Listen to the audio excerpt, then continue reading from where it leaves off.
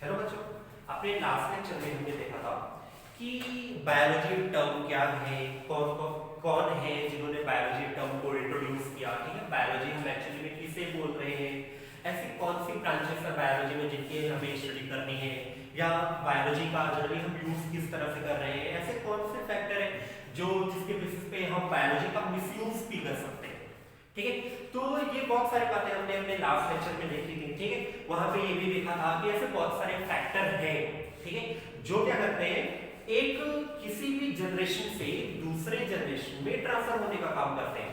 जैसे कि क्या है कि जब हम जेनेटिक्स मैंने जब एक्सप्लेन किया था तो ये बोला था कि कुछ ऐसे कैरेक्टर होते हैं, ठीक है, जो क्या होते हैं, किसी भी पेरेंट से ऑफस्प्रिंग में ट्रांसफर होने का काम करते हैं। ठीक है, तो जो हमारे पेरेंट्स है वो क्या है, वो एक पास्ट है। ठीक है, ऑफस्प्रिंग क्या हो गया, प्रेजेंट।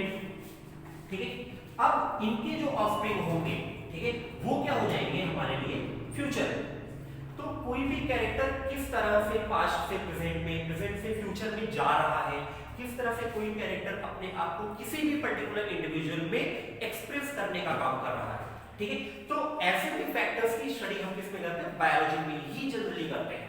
ठीक है, तो ऐसे बहुत सारे फैक्टर्स और बहुत सारे रीजंस हमने देखे थे बायोलॉजी में, ठीक है, अपने लास्ट लेक्चर। अब थोड़ा यहां देखते हैं, ठीक है, जो एक्चुअली में हमारा क्या है, हमारा चैप्टर स्टार्ट होता है।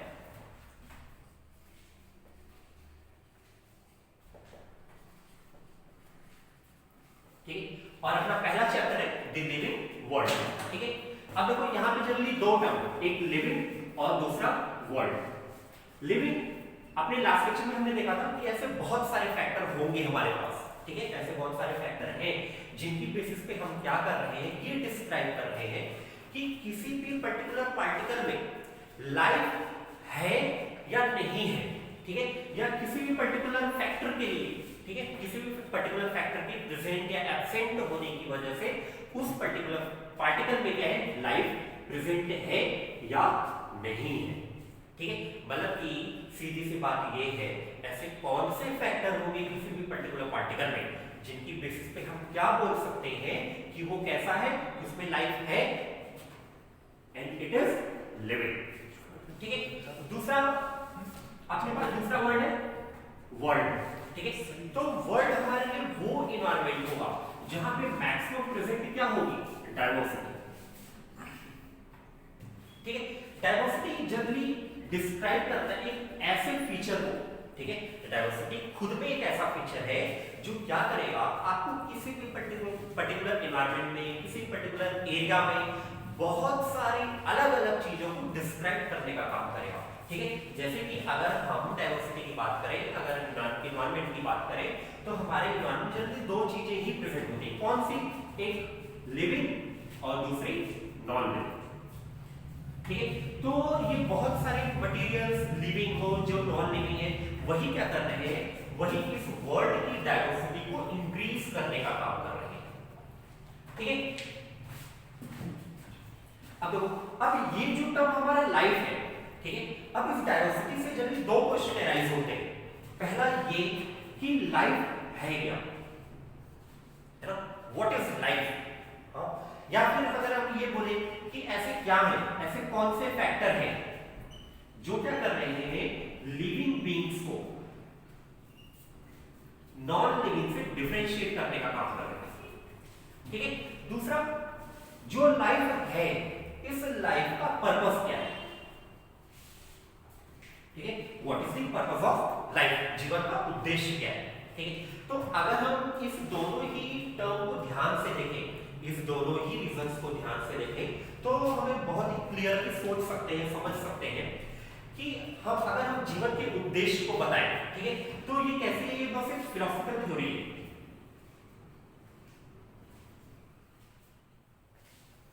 ठीक है, ये कोई भी बता सकता है कि हाँ मेरे जीवन का उद्देश्य क्या है, मैंने क्या सोचा है बनने को, मैं किस तरह से अपनी लाइफ को डिजाइन करूंगा। ठीक है, तो ये जनरली क्या है, ये थ्योरी पार्ट ही है।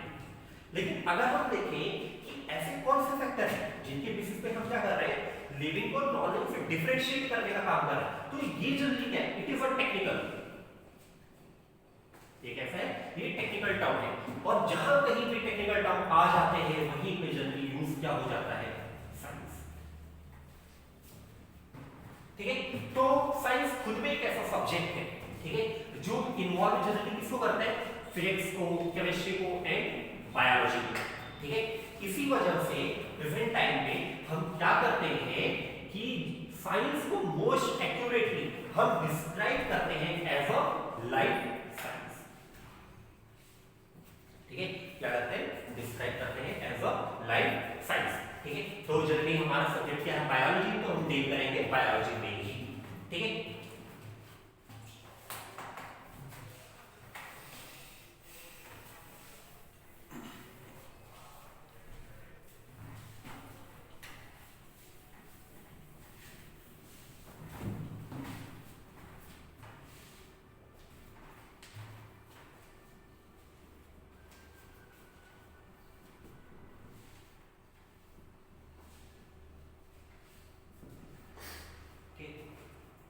अभी थोड़ी देर पहले मैंने बताया था कि हमारे पास ऐसे बहुत सारे फैक्टर होंगे जो क्या करेंगे, जिनके बेसिस पे हम किसी भी पर्टिकुलर पार्टिकल को डिफरेंशिएट कर सकते हैं कि वो लिविंग है या वो नॉन लिविंग है।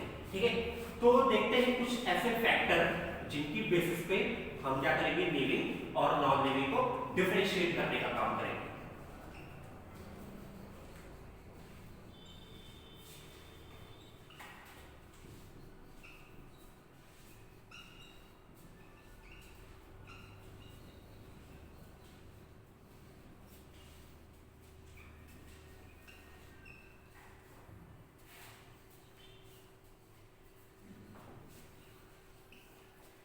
तो जनरली हमारे पास ये 5 फैक्टर है, growth, reproduction, metabolism, cellular organisation and consciousness. ठीक है, ये 5 फैक्टर के बेसिस पे हमें ये पता चल जाएगा कि जितने भी पार्टिकल इस वर्ल्ड में प्रेजेंट है, जितने भी पार्टिकल डायवर्सिटी में पार्टिसिपेट कर रहे हैं, ठीक है, उनके बीच में हम डिफरेंशिएट कैसे कर सकते हैं। ठीक है, आगे से तो हमारे पास जनरली ये 5 फैक्टर होंगे और हमें इन्हीं 5 फैक्टर की डिटेल स्टडी करनी है, जिनकी बेसिस पे हम ये बता सकते हैं कि किस तरह से हम लिविंग को नॉन लिविंग से डिफरेंशिएट करने का काम करेंगे। ठीक है, अच्छा, अगर हम अभी थोड़ा डिस्क्रिप्शन को थोड़ा साइड में रखें और देखें, हाँ, तो जनरली ये जो 2 फैक्टर हैं, ठीक है, ग्रोथ एंड रिप्रोडक्शन, ठीक है, ये दोनों फैक्टर लिविंग में एंड नॉन लिविंग में दोनों में ही होते हैं। ठीक है, ग्रोथ और रिप्रोडक्शन जो है ये लिविंग एंड नॉन लिविंग दोनों में ही होते हैं। तो जनरली क्या है कि ग्रोथ और रिप्रोडक्शन को हम डिफाइनिंग फीचर की तरफ कंसीडर नहीं करते। डिफाइनिंग फीचर का मतलब है, अगर आप सोचोगे कि हम ग्रोथ के बेसिस पे या रिप्रोडक्शन के बेसिस पे क्या करें, हम लिविंग को नॉन लिविंग से डिफरेंशिएट करें, तो इन दोनों ही टर्म के बेसिस पे हम कभी भी लिविंग और नॉन लिविंग को डिफरेंशिएट नहीं कर सकते। ठीक है, अब लास्ट के ये जो तीनों फैक्टर है, मेटाबॉलिज्म हो गया, सेलुलर ऑर्गेनाइजेशन हो गया एंड कॉन्शियसनेस हो गया। ठीक है, ये तीनों फैक्टर सिर्फ और सिर्फ प्रेजेंट किसमें है, लिविंग में। ठीक है, तो हमारे लिए ये तीनों ही फैक्टर क्या होंगे, डिफाइनिंग फीचर होंगे। ठीक है, तो हम generally metabolism, cellular organisation and consciousness के बेसिस पे क्या करेंगे, लिविंग और नॉन लिविंग को डिफरेंशिएट करने का काम करेंगे। ठीक है, अच्छा, अभी देखो, अभी मैंने बोला कि डिफाइनिंग फीचर, ठीक है, हम डिफाइनिंग फीचर जनरली यूज किस तरह से करें। देखो, कोई भी ऐसा फैक्टर, ठीक है, कोई भी ऐसा फैक्टर जिसमें कोई भी एक्सेप्शन नहीं होगा,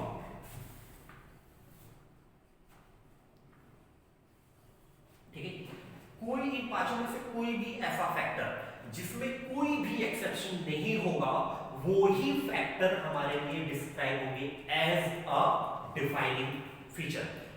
ठीक है, एक्सेप्शन का मतलब क्या है, जैसे कि अगर हम ग्रोथ की बात करें, ठीक है, तो ग्रोथ जो है लिविंग में भी हो रहा है और नॉन लिविंग में भी हो रहा है। बट कभी कभी क्या है कि ग्रोथ है ना किसी लिविंग में भी हो जाता है, ठीक है, और नॉन लिविंग में भी हो जाता है और नहीं भी, ठीक है।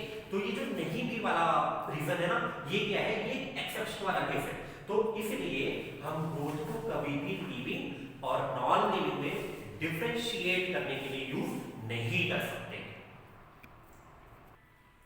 ठीक है। तो अभी आपने देखा कि हम डिफाइनिंग फीचर बोल किसे रहे हैं, कोई भी वो ऐसा फैक्टर जिसमें क्या हो, कोई भी एक्सेप्शन नहीं हो। तो फैक्टर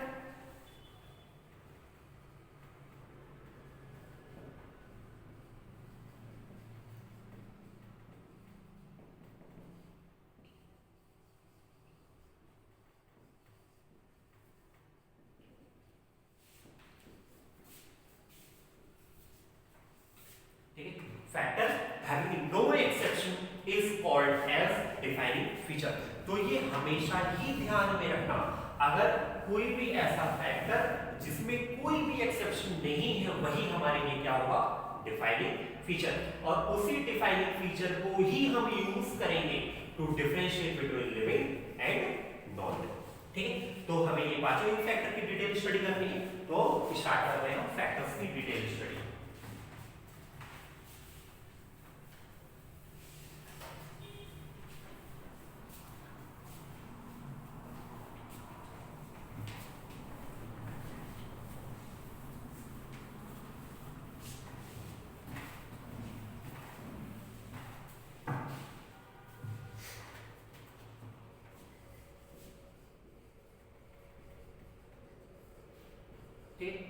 हमारे पास पहला फैक्टर है ग्रोथ, ठीक है। तो ग्रोथ हम जनरली बोल किसे रहे हैं, अगर किसी भी पर्टिकुलर पार्टिकल में क्या हो रहा है, उसका मास इंक्रीज हो रहा है, ठीक है, उनकी बॉडी में नंबर ऑफ सेल्स इंक्रीज हो रहे हैं, ठीक है, किसी पर्टिकुलर बॉडी का साइज इंक्रीज हो रहा है, चाहे वो किसी भी रीजन से, ठीक है। अगर किसी भी पर्टिकुलर पार्टिकल में, किसी भी पर्टिकुलर ऑर्गेनिज्म में ये तीनों में से कोई भी एक फैक्टर इंक्रीज हो रहा है, ठीक है। अच्छा, ऐसा हमेशा जरूरी नहीं होगा कि इंक्रीज ही हो रहा है, कभी कभी डिक्रीज भी हो सकता है, ठीक है। तो ऐसा कोई भी रीजन, ऐसा कोई भी ऑर्गेनिज्म जिसमें ये तीनों ही फैक्टर इफेक्टेड हो रहे हैं, ठीक है, उसे ही हम क्या बोलते हैं, ग्रोथ। हाँ, ग्रोथ जो है चाहे मास बढ़ रहा हो, चाहे मास कम हो रहा हो, चाहे नंबर ऑफ सेल इंक्रीज हो रहे हो, चाहे नंबर ऑफ सेल डिक्रीज हो रहे हैं, तो इंक्रीजमेंट या डिक्रीजमेंट ये दोनों ही जनरली रिप्रेजेंट किसको करते हैं, ग्रोथ को। बट ये ध्यान में रखना कि इंक्रीजमेंट या डिक्रीजमेंट जनरली होनी किसमें, चाहे मास में होनी है, चाहे नंबर ऑफ सेल में होनी है, चाहे किसी भी पर्टिकुलर सेल के साइज में होनी है, ठीक है। अच्छा, दूसरी बात, जो मास है, ठीक है, एंड नंबर ऑफ सेल, ठीक है, ये दोनों ही क्या है, ट्विन कैरेक्टरिस्टिक है,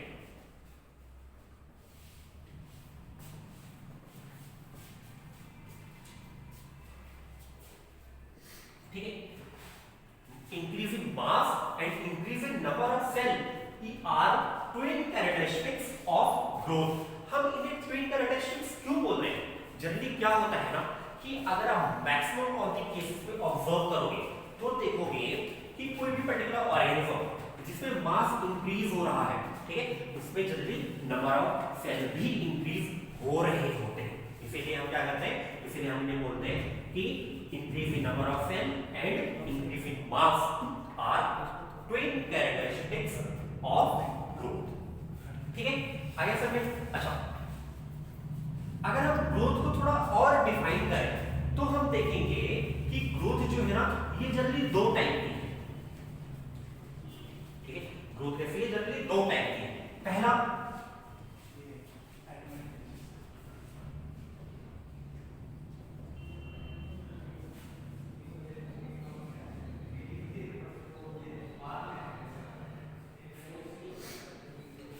इंट्रिंसिक ग्रोथ। इंट्रिंसिक ग्रोथ का मतलब है कि अगर ग्रोथ हो रही है, ठीक है, किसी भी पर्टिकुलर पार्टिकल में, किसी पर्टिकुलर ऑर्गेनिज्म में अगर ग्रोथ हो रही है from inside the body, from inside the body, ठीक है।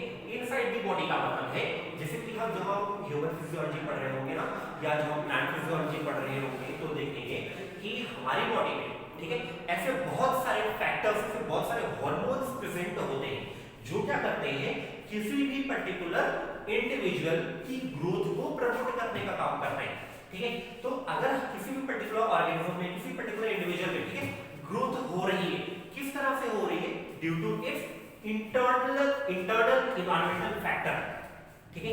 तो उस इंटरनल इन्वायरमेंटल फैक्टर की वजह से होने वाली ग्रोथ को हम क्या बोलते हैं, इंट्रिंसिक ग्रोथ, ठीक है। दूसरा टाइप है एक्सट्रिंसिक ग्रोथ, ठीक है। एक्सट्रिंसिक ग्रोथ आप जनरली समझ सकते हो, जैसे क्या है, ये कोई रोड है, ठीक है, मान लो आपके घर के सामने रोड है, आपने क्या किया, आज थोड़ा सा कूड़ा यहाँ फेंका, ठीक है, फिर कोई और भी कूड़ा फेंक दिया, ठीक है, फिर अगले दिन आपने थोड़ा और कूड़ा फेंका, ठीक है। तो 3-4 दिन बाद इस तरह क्या देखोगे कि इस एरिया में क्या हो जाएगा, कि कूड़े का ढेर लग जाएगा, ठीक है। तो अब देखो पहले क्या था कि इस रोड के कंपैरिजन में ये कूड़ा जो था ये क्या था, नेग्लिजिबल था, बट जैसे जैसे और सारे कूड़े आते गए, ठीक है, क्या होता गया, इसका साइज क्या होता गया, बढ़ गया, ठीक है। तो अगर किसी भी पर्टिकुलर पार्टिकल में, ठीक है, अगर किसी भी पर्टिकुलर पार्टिकल में ग्रोथ हो रही है, ठीक है, ग्रोथ हो रही है, किस तरह से हो रही है, ड्यू टू एक्यूमुलेशन, ठीक है, किसी बाहर से आए हुए सब्सटेंस की वजह से, ठीक है, मतलब कि बाहर से जितने भी सब्सटेंस आ रहे हो, क्या हो रहे हैं, यहाँ पे कलेक्ट हो रहे हैं, यहाँ पे इकट्ठे हो रहे हैं, और उनकी इकट्ठा होने की वजह से जो साइज बढ़ रही है वो भी रिप्रेजेंट किसको करता है, ग्रोथ को। क्यों, क्योंकि अभी देखा था कि साइज का इंक्रीज होना भी रिप्रेजेंट किसको करता है, ग्रोथ को। तो ये बात हमेशा ध्यान में रखो कि अगर किसी भी पर्टिकुलर पार्टिकल का, किसी पर्टिकुलर इंडिविजुअल का, किसी पर्टिकुलर ऑर्गेनिज्म का, ठीक है, किसी पर्टिकुलर मैटर का अगर उसका साइज बढ़ रहा है, किस वजह से, due to accumulation of any external particles, it is called as extrinsic growth, ठीक है। तो एक्सट्रिंसिक ग्रोथ हम जनरली किसे बोल रहे हैं, अगर किसी भी पर्टिकुलर पार्टिकल की साइज इंक्रीज हो रही है, ठीक है, अगर किसी पर्टिकुलर पार्टिकल का उसका साइज बढ़ रहा है या उसका मास बढ़ रहा है किसी इन्वायरमेंटल फैक्टर की वजह से, तो उसे हम क्या बोलते हैं, एक्सट्रिंसिक ग्रोथ, ठीक है। तो ये हमें जनरली समझ में आ गया कि हम इंट्रिंसिक ग्रोथ किसे बोल रहे हैं। डेफिनेशन नोट करूं सर? हाँ बिल्कुल, आप नोट कर सकते हैं, सिंपली नोट कर सकते हैं कि अगर हमें इंट्रिंसिक ग्रोथ को डिफाइन करना हो तो हम जनरली इस तरह से डिफाइन कर लेंगे कि growth due to internal body balance, ठीक है, growth due to internal body factors are called as intrinsic growth, ठीक है, and growth due to any external environmental factor is called as extrinsic growth, ठीक है। तो हम इन दोनों ही डेफिनेशन से ये क्लियरली डिफरेंशिएट कर सकते हैं कि किस तरह से हम इंट्रिंसिक ग्रोथ और एक्सट्रिंसिक ग्रोथ के बेसिस पे एक कंबाइंड ग्रोथ को डिफाइन कर सकते हैं, ठीक है। अच्छा, दूसरी बात देखो, दुनिया में ना जितने भी पार्टिकल प्रेजेंट हैं, ठीक है, और कैसे पार्टिकल, लिविंग पार्टिकल, ठीक है, तो जनरली सभी लिविंग पार्टिकल में इंट्रिंसिक ग्रोथ होती है, ठीक है, मतलब कि सभी लिविंग पार्टिकल में जनरली हमारे इंटरनल फैक्टर ही रिस्पॉन्सिबल है इंट्रिंसिक ग्रोथ के लिए, ठीक है, और जितनी भी एक्सट्रिंसिक ग्रोथ होती है ये सारे ही एक्सट्रिंसिक ग्रोथ जनरली हो रहे होते हैं इन और नॉन लिविंग पार्टिकल्स, ठीक है। तो ये हमारे पास दूसरा डिफरेंस था कि इंट्रिंसिक ग्रोथ जो है किसमें होगी, लिविंग पार्टिकल्स में, और एक्सट्रिंसिक ग्रोथ किसमें होगी, नॉन लिविंग पार्टिकल्स में, ठीक है। तो ये तो जनरली दो टाइप के थे ग्रोथ, ठीक है। अच्छा,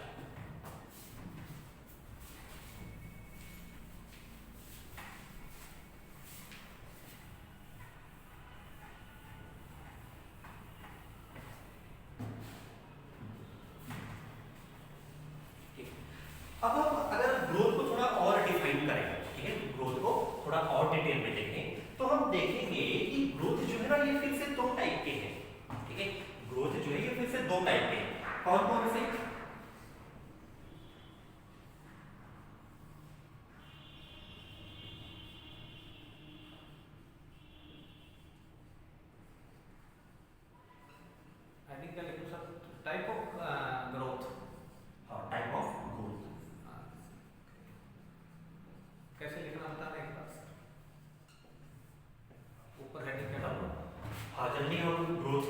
सब हेडिंग में लिख सकते हैं that growth is of two types, ठीक है। पहला है इनडिटरमिनेट ग्रोथ और दूसरा है डिटरमिनेट ग्रोथ, ठीक है। अब इनडिटरमिनेट ग्रोथ हम किसे बोलते हैं, यहां पे एक टर्म और यूज करेंगे अनलिमिटेड, ठीक है। इनडिटरमिनेट का मतलब है अनलिमिटेड, जिसकी कोई लिमिट नहीं है, ठीक है। तो जनरली क्या है, जो प्लांट्स हैं, ठीक है, वो क्या करते हैं, अनलिमिटेड ग्रोथ करते हैं। अच्छा, अनलिमिटेड ग्रोथ का क्या मतलब है, अनलिमिटेड ग्रोथ का मतलब है कि प्लांट्स की कोई एज नहीं होती है, हाँ, कि वो इस एज के बाद अपना साइज बढ़ाना बंद कर देंगे, ठीक है। तो इस वजह से हम क्या बोलते हैं कि प्लांट्स में अनलिमिटेड ग्रोथ होती है, ठीक है। दूसरा डिटरमिनेट ग्रोथ और लिमिटेड ग्रोथ, ठीक है। अब देखो, अगर हम इन दोनों को भी डिफरेंशिएट करें तो भी मैंने बोला था कि अनलिमिटेड अनलिमिटेड का मतलब है ऐसा कोई भी टाइम इंटरवल नहीं होगा जब ये प्लांट जो है अपनी ग्रोथ करना बंद कर देगा, ठीक है। तो लिमिटेड ग्रोथ किसे बोलते हैं, लिमिटेड ग्रोथ का सिंपल सा मतलब है कि कोई भी ऐसा इंडिविजुअल, ठीक है, कोई भी ऐसा ऑर्गेनिज्म जो क्या करेगा, एक पर्टिकुलर टाइम इंटरवल के बाद, एक पर्टिकुलर एज के बाद अपनी ग्रोथ को प्रमोट करना बंद कर देगा, ठीक है। क्या करेगा, अपनी ग्रोथ को प्रमोट करना बंद कर देगा, उसे हम क्या बोलेंगे, लिमिटेड ग्रोथ, ठीक है। तो जनरली लिमिटेड ग्रोथ जो है ये किसमें होती है, एनिमल्स, ठीक है, इसमें होती है एनिमल्स में। हमारे बॉडी में क्या होता है कि हम एक लिमिटेड टाइम के बाद अपनी ग्रोथ करना बंद कर देते हैं, हमारी बॉडी में एक लिमिटेड एज के बाद ग्रोथ होना स्टॉप हो जाता है, ठीक है। तो ये देख लिया कि ग्रोथ जो है ये फिर से दो टाइप के होते हैं, एक इनडिटरमिनेट ग्रोथ और दूसरा क्या है, डिटरमिनेट ग्रोथ। एक अनलिमिटेड ग्रोथ, दूसरा क्या है, लिमिटेड ग्रोथ। ये ध्यान में रखना कि अनलिमिटेड ग्रोथ किसमें हो रही है, जनरली प्लांट्स में हो रही है, और लिमिटेड ग्रोथ किसमें हो रही है, एनिमल्स में, ठीक है।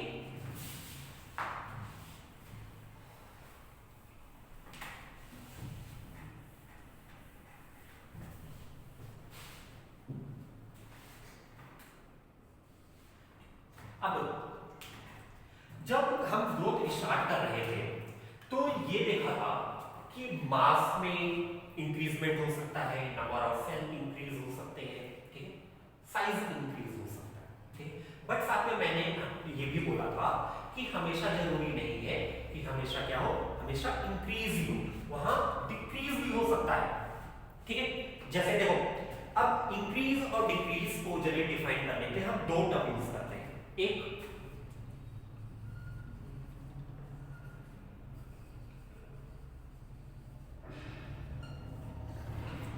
है एनाबॉलिज्म, ठीक है, दूसरा है कैटाबॉलिज्म, ठीक है। इसको डिफरेंशिएट कर रहे हैं सभी, हाँ, क्या राइट डाउन करूं, हेडिंग की, हाँ, हेडिंग मैं भी बताऊंगा, क्या है एनाबॉलिज्म और कैटाबॉलिज्म, ठीक है। अब देखो, ये जो दोनों ही प्रोसेस है, ठीक है, ये प्रोसेस जनरली इन्हें हम कंबाइनली क्या बोलते हैं, मेटाबॉलिज्म, ठीक है, क्या बोलते हैं, मेटाबॉलिज्म। तो मेटाबॉलिज्म जब हम फैक्टर पढ़ रहे होंगे ना तो मेटाबॉलिज्म डिटेल में देखेंगे, बट अभी समझो कि किसी भी बॉडी में, ठीक है, किसी भी लिविंग बॉडी में जितने भी केमिकल रिएक्शन हो रही है, किसी भी बॉडी में जितने भी केमिकल रिएक्शन हो रही है उन्हें हम जनरली क्या बोलते हैं, मेटाबॉलिज्म, ठीक है। बाकी जब मेटाबॉलिज्म पढ़ेंगे अपना अगला फैक्टर तब देखेंगे मेटाबॉलिज्म एक्चुअली में है क्या, ठीक है। अब इसी मेटाबॉलिज्म की दो प्रोसेस, एक एनाबॉलिज्म और दूसरा कैटाबॉलिज्म, ठीक है। तो इस एनाबॉलिज्म और कैटाबॉलिज्म के बेसिस पे हम ये बता सकते हैं कि ग्रोथ जो है, ठीक है, वो अपने इंक्रीजिंग वे में हो रहा है या अपने डिक्रीजिंग वे में हो रहा है, वो अपने पॉजिटिव वे में हो रहा है या अपने नेगेटिव वे में हो रहा है, ठीक है। तो जनरली हम क्या करेंगे, हम इन दो प्रोसेस को यूज करेंगे to determine that growth in positive way और इन नेगेटिव वे, ठीक है। अब देखो एनाबॉलिज्म क्या है, देखो जनरली क्या था कि अभी मैंने एग्जांपल बताया था, है ना, कि आपने क्या किया, थोड़े से कूड़े आज फेंके, थोड़ा सा कल फेंका, थोड़ा सा परसों फेंका, फिर क्या हो गया, यहाँ पे कूड़े का ढेर लग गया, ठीक है। तो ये जो छोटे छोटे पार्टिकल हैं, ठीक है, ये छोटे छोटे पार्टिकल ने क्या किया, एक लार्ज मॉलिक्यूल की फॉर्मेशन करती है, ठीक है। इसी तरह ये हमेशा ध्यान में रखो, हमेशा ही ध्यान में रखो कि कोई भी छोटे छोटे मॉलिक्यूल, कोई भी छोटे छोटे पार्टिकल जो है वो जब कंबाइंड होकर, वो जब कनेक्ट होकर एक लार्ज मॉलिक्यूल की फॉर्मेशन करते हैं तो हम उसे क्या बोलते हैं? एनाबॉलिज्म। एनाबॉलिज्म क्या है? Connection of small molecules to form a large molecule is called as anabolism. ठीक है, तो कैटाबॉलिज्म हम किसे बोल रहे हैं? अब देखो, ये हमारे पास जो लार्ज मॉलिक्यूल है ना, इसी को क्या करो? तोड़ो। ठीक है, जो हम इसे तोड़ेंगे तो हमारे पास क्या हो जाएंगे? ये स्मॉल स्मॉल मॉलिक्यूल। ठीक है, तो अगर हम किसी भी लार्ज मॉलिक्यूल को ब्रेक डाउन करते हैं to form a small molecule, it is called as catabolism. ठीक है, तो अभी हमने देखा कि क्या हुआ, छोटे छोटे मॉलिक्यूल से एक लार्ज मॉलिक्यूल बन गया, मतलब इसका साइज बढ़ गया, इसका मास बढ़ गया। ठीक है, क्या हो रहा है? ग्रोथ हो रही है अपने इंक्रीजिंग वे। ठीक है, तो उसे हम क्या बोलेंगे? Positive growth. ठीक है, यहाँ पे क्या हो रहा है? एक लार्ज मॉलिक्यूल क्या हुआ, अपने बहुत सारे पार्टिकल्स में ब्रेक डाउन हो गया और हमें छोटा छोटा पार्टिकल मिल गया। ठीक है, तो यहाँ पे ग्रोथ जो हो रही है वो कैसी है? अपने डिक्रीजिंग वे में। तो ग्रोथ जब भी डिक्रीजिंग वे में होगी तो हम उसे क्या बोलेंगे? Negative growth. तो ये हमेशा ध्यान में रखो कि ग्रोथ जो है ये ऐसा जरूरी नहीं है कि वो हमेशा कैसा हो? पॉजिटिव हो, वो नेगेटिव भी हो सकता है। ठीक है, आगे समझे। तो ये जनरली दो प्रोसेस है जिनकी बेसिस पे हम ये बता सकते हैं कि जो ग्रोथ हो रही है वो अपने पॉजिटिव वे में हो रही है या अपने नेगेटिव वे में हो रही है। ठीक है, तो अब देखो, अभी हमने ग्रोथ का ये पूरी ही स्टडी कर ली, बट और पूरे ही लेक्चर में देखा कि ग्रोथ जो है वो किसमें हो रहा है? लिविंग में भी हो रहा है और नॉन लिविंग में भी हो रहा है। ठीक है, तो क्या ग्रोथ में कोई एक्सेप्शन है कि हाँ वो सिर्फ लिविंग में ही हो, नॉन लिविंग में ना हो, या नॉन लिविंग में हो, लिविंग में ना हो? ठीक है, ऐसा नहीं है ना। और देखो, हमने स्टार्टिंग में ही देखा था कि वो कोई भी फैक्टर जिसमें कोई भी एक्सेप्शन नहीं हो उसे ही हम क्या बोलेंगे? Defining feature. ठीक है, तो यहाँ पे क्या है? कोई भी ग्रोथ के बेसिस पे हम क्या करते हैं? लिविंग और नॉन लिविंग को कभी भी डिफरेंशिएट नहीं कर सकते। क्यों नहीं कर सकते? क्योंकि ग्रोथ जो है वो लिविंग में भी हो रहा है और नॉन लिविंग में भी हो रहा है। इसीलिए हम ग्रोथ को कभी भी यूज नहीं करेंगे as a factor to differentiate between living and non living. ठीक है, तो ये अपना ग्रोथ, ये हमारे पास पहला फैक्टर था to differentiate between living and non living. ठीक है, ओके, बाकी देखेंगे